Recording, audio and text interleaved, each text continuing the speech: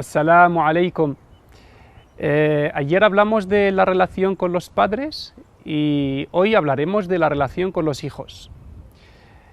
Los hijos, que son un regalo de Dios, llegan al hogar para aportarle alegría y amor y para aliviar el sufrimiento y eliminar los problemas y darle continuidad a las aspiraciones y las ambiciones de sus padres.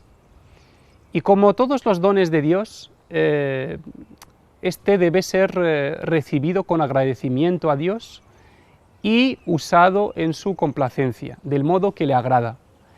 En el Islam, cuando a alguien le nace un hijo, le decimos estas palabras que nos enseñó el profeta Muhammad, sallallahu alaihi wasallam.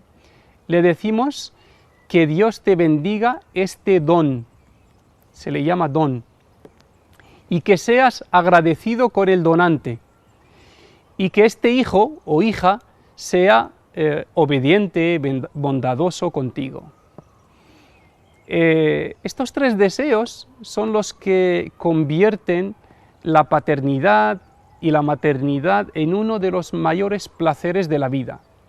Que el hijo sea bendecido por Dios y guiado, que el hijo no te haga olvidar a Dios, es decir, que recuerdes siempre que tu hijo o tu hija son un don de Dios, y que sea un hijo obediente, bondadoso contigo. De lo contrario, la paternidad, la maternidad se puede convertir en un sufrimiento eterno. Ayer decíamos que uno de los mandamientos más importantes en el Islam es el buen trato a los hijos, pero en la relación, el buen trato a los padres decíamos, pero en la relación con los hijos no existe ningún mandamiento de Dios similar. Es decir, Dios no nos pide que tratemos bien a nuestros hijos o que les amemos. Y eso no es porque esta relación no sea importante, sino todo lo contrario. Es una relación tan extremadamente importante para Dios que ha hecho que el amor y el cuidado a los hijos sea parte de nuestra naturaleza, nuestro instinto.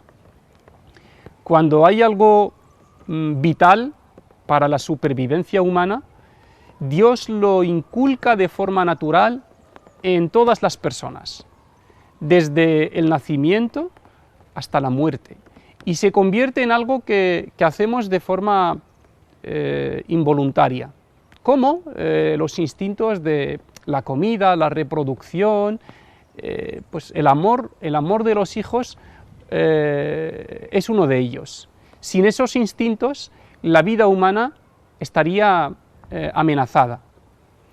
Es increíble, o sea, para ver que el amor a los hijos es algo sobrenatural y es algo involuntario y es algo inculcado por Dios. Podemos fijarnos solo en lo que pueden aguantar una madre o un padre a sus hijos, desde que nacen hasta que sean mayores. Y todo ese sacrificio lo hacen con gusto, y aunque se enfaden con alguno de sus hijos en un momento dado, en poco tiempo se les pasa y vuelve a prevalecer el amor.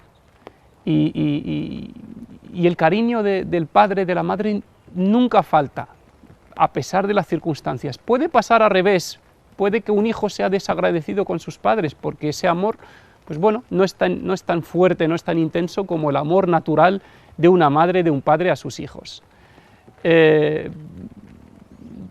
Si queremos ver la diferencia, comparemos ese amor del padre, de la madre a su hijo y el sacrificio con el trato que pueda tener a un niño cualquiera que no es suyo. O sea, nadie podría aguantar el 1% de lo que aguanta a sus hijos, a otros niños o a otras personas, por mucho que les gusten los niños. Pero estamos ante un verdadero milagro de Dios y una garantía para la continuidad de la vida humana, porque imagínate con lo complicado que es educar a los hijos y aguantarles, pues bueno, si todo el mundo decide no tener hijos, no quiere ser padre, no quiere ser madre, pues la humanidad, la raza humana simplemente pues, desaparece, se extingue. Así que estamos programados para amar a nuestros hijos y no nos cuesta nada hacerlo. Lo que nos pide el Islam no es eso, lo que nos pide el Islam es regular ese amor para que no sea perjudicial ni para nosotros ni para nuestros hijos. Porque el amor a los hijos puede ser perjudicial para los padres si les lleva a pues, complacer, cometer actos que desagraden a Dios. Por ejemplo, buscar el sustento ilícito para atender las necesidades de sus hijos. Incumplir con sus obligaciones religiosas y sociales para dedicar todo el tiempo a sus hijos. Y puede ser perjudicial para los hijos también, si no va acompañado de una buena educación y un control de los peligros que hay a su alrededor. Por ejemplo, consentirles todo a nuestros hijos y ofrecerles todo lo que piden como muestra de amor es perjudicial para ellos. Los hijos son un don de Dios y llega a los padres en un estado de pureza, de fitra. La responsabilidad de los padres es conservar esa pureza, desarrollar las capacidades del niño y protegerlo de los peligros. El profeta Muhammad sallallahu alaihi wasallam dice: le basta a una persona como pecado, es decir, no hay nada más, no hay otro pecado equivalente, con este pecado ya tendría suficiente. Dice, le basta a una persona como pecado abandonar a quienes estén bajo su responsabilidad. Ese abandono muy pocas veces es material, suele ser un abandono más bien emocional o espiritual. El incumplimiento de la responsabilidad de los padres hacia sus hijos tiene muchas formas. No dedicarles el tiempo suficiente es una de ellas. Privarles del amor y el cariño que necesitan es otra forma. Dejarles rodeados de muchas amenazas sin protección, televisión, redes sociales, juegos, es otra. Y hay más. Y el profeta Muhammad sallallahu alaihi wasallam nos dice, Dios preguntará en el día del juicio a cada uno por las personas que tiene a su cargo, incluso por sus hijos. Así que en nuestra relación con nuestros hijos tenemos que tratar de cumplir con esa responsabilidad de cuidarles y darles la mejor educación, porque es una responsabilidad por la que Dios nos preguntará, y para que esa relación sea un gozo y un placer para nosotros tanto en esta vida como en la otra.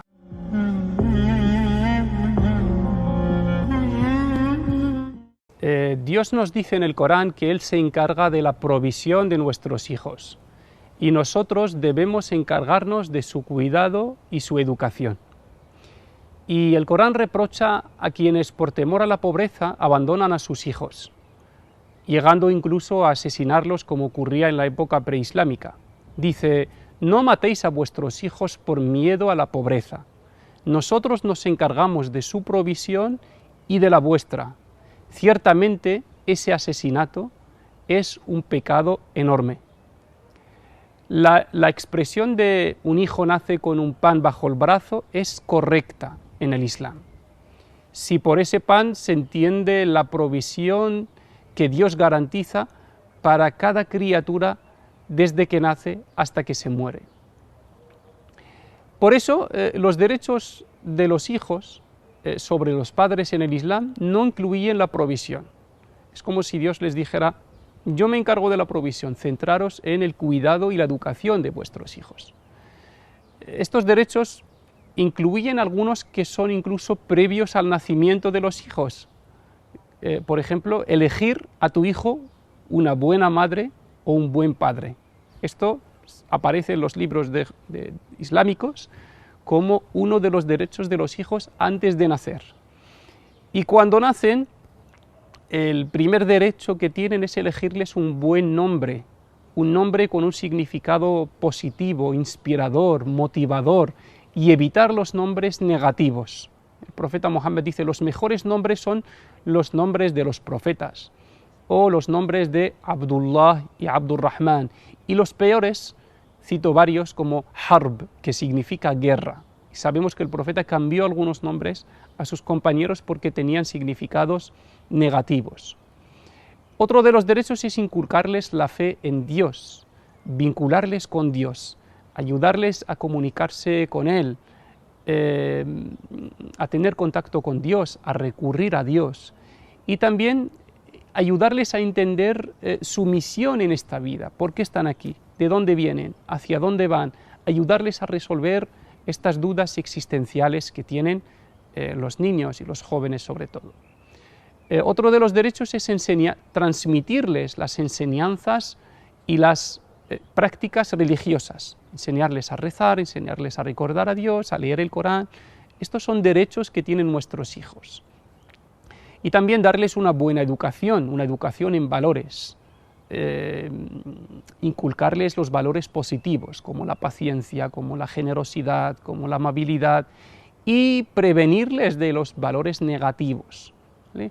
Esto evidentemente requiere poner límites, no cederles, no consentirles todo, para su bien. El profeta Mohammed dice sobre esto, lo mejor que un padre puede dar a su hijo es una buena educación. Otro de los derechos también es el cuidado y el acompañamiento a los hijos en las diferentes etapas de la vida para aportarles de nuestra experiencia, para darles consejos, estar con ellos, respaldarles en la toma de decisiones. Y otro derecho es el trato respetuoso y cariñoso a nuestros hijos, porque todo esto viene del inicio, de lo que hemos comentado al principio. Nuestros hijos son un don precioso, preciado, valioso, que Dios deja en nuestras manos por un tiempo limitado. Entonces, siendo un regalo de Dios, tenemos que darle un trato especial, un cuidado magnífico, mientras lo tengamos entre nosotros. Un hombre vio al profeta Mohammed besar a sus nietos y se extrañó, le dijo, yo tengo 10 hijos y no suelo besarles. El profeta Mohammed le dijo, eso es señal de la falta de misericordia en tu corazón. Es decir, tu corazón está vacío de cariño y de misericordia. Otro de los derechos cuando hay varios hijos es la justicia entre ellos, tratarles a todos por igual. Un hombre vino al profeta Mohammed y le dijo, quiero que seas testigo de que voy a dejar todos mis bienes a mi hijo. Y el profeta le dijo, ¿tienes más hijos? Dijo, sí. Y le dice, ¿acaso no esperas que todos ellos te traten bien? El hombre dijo, sí. Entonces el profeta le dijo, yo no puedo ser testigo de una injusticia. Evidentemente tratar con justicia a los hijos no quiere decir darles a todos exactamente lo mismo, porque sus necesidades son diferentes. No es lo mismo un niño que estudia en primaria que otro que está en la universidad. Pero la justicia es precisamente eso, darle a cada uno lo que necesita, ni más ni menos. Aparte de esto, uno de los significados que tiene la paternidad y la maternidad en el Islam es que es una inversión en esta vida y una inversión para la otra vida. Nuestros hijos son la mejor inversión.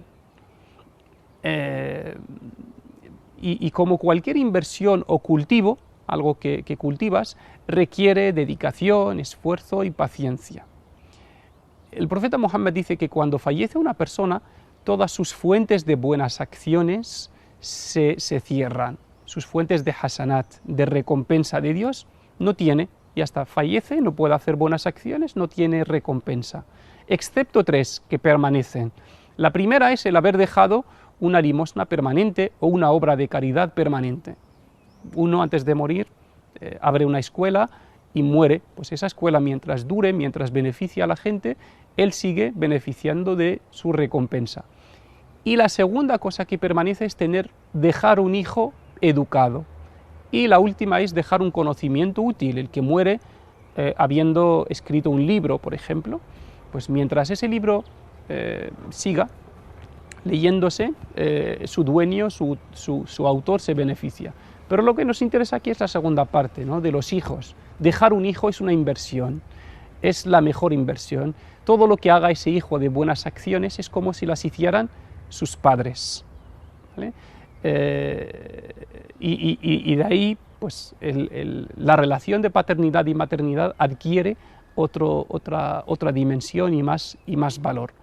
Lo que hace que esta inversión sea rentable y duradera no es lo que les dejas a tus hijos en sus manos, sino lo que dejas en ellos. La fe, los valores, las lecciones, las experiencias. Así que debemos procurar o preocuparnos más por lo que dejamos en nuestros hijos y no lo que dejamos a nuestros hijos, porque muchas veces lo que dejamos a nuestros hijos se pierde, incluso puede ser negativo si no lo saben gestionar, pero dejar en ellos valores, dejar en ellos fe, una buena educación, eso les convierte en personas verdaderamente ricas y les protege de todos los males cuando ya no estemos con ellos.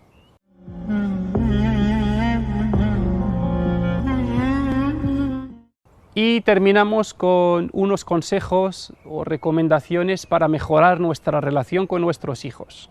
El primero, acuérdate siempre que tu hijo oye con sus ojos, es decir, se va a quedar con lo que tú haces, no con lo que tú dices. Tratar de ser un buen ejemplo para tu hijo, esa es la mejor educación y la mejor influencia en tu hijo. 2, incrementa la confianza en tu relación con tu hijo. Esa confianza es fundamental para luego poder transmitirle muchas cosas y para que él recurra a ti en los momentos difíciles. Incrementa la confianza mediante la cercanía, mediante la empatía, la dedicación, ¿vale?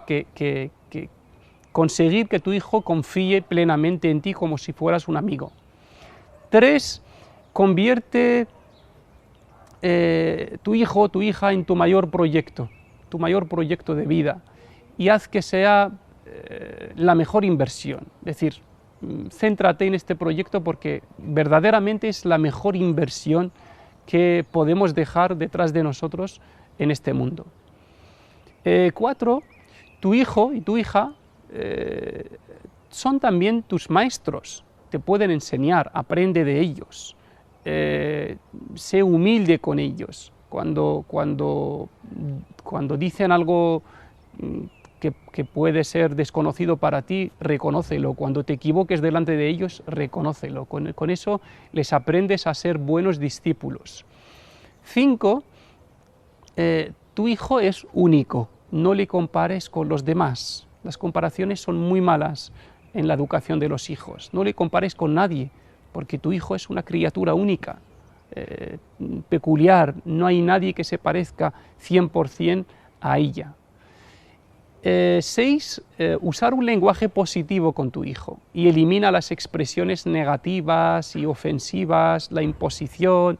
Tratar siempre de elegir las buenas palabras en el trato a nuestros hijos. Y por último, acuérdate que tu hijo es un don de Dios por un tiempo limitado. Disfrútalo todo lo que puedas y llénalo todo lo que puedas de valores, de fe, de buena educación, para que, como hemos dicho antes, sea una buena inversión para ti en esta vida y en la otra. Y con esto terminamos este capítulo dedicado a la relación con nuestros hijos. Seguiremos hablando de la educación a los hijos en los próximos 3 capítulos, inshallah. Assalamu alaikum wa rahmatullahi wa barakatuh.